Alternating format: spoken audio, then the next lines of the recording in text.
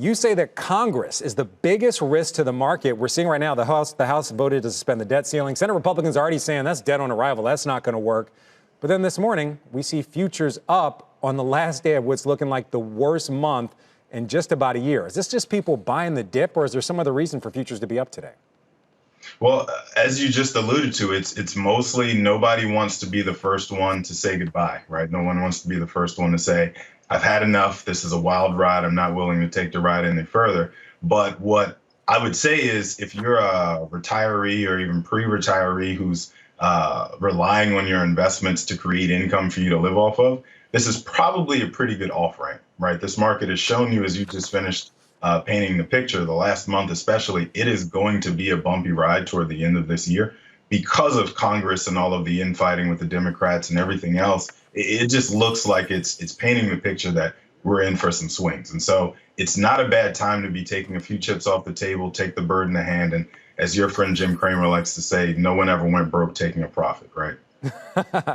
Wise advice from a wise man. Rates, they hit up to 1.56% on the 10-year yesterday. Yields hit 1.56%, easing off a bit of that now at 1.25 right now. You cite that as one of the factors that created some of the dips in the market.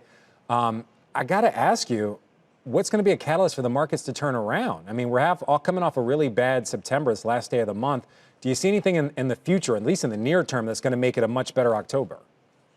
Well, much of the infrastructure bill that's being batted around right now, the soft infrastructure part, the $3.5 trillion that's still being batted around, I think that could be a little bit of why we've seen some of these dips we've seen in most recent, the last couple of weeks.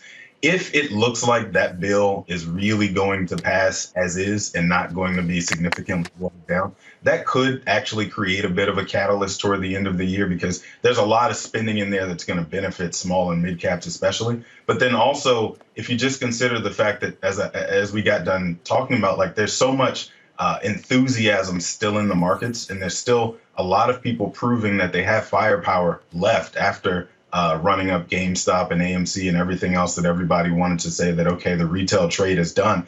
Folks are proving they still have some firepower left to deploy. And so there's enough there just with the infrastructure bill finally making its way through that could push, a couple more percentage points before the end of the year for sure. All right, Malcolm, we're almost out of time, but I want to get to one of your stock picks. A company called Lovesac. Can you give me the elevator Sure. pitch? I didn't even know this company was public.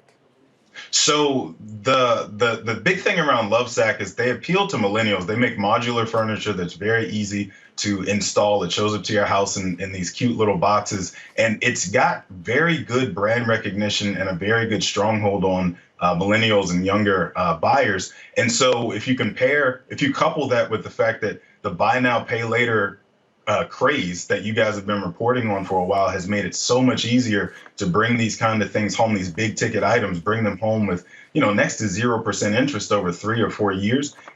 That could be a very good way to play the housing trend that's happening with a bunch of people because of the pandemic and otherwise jumping into these stocks that are related to forming new housing.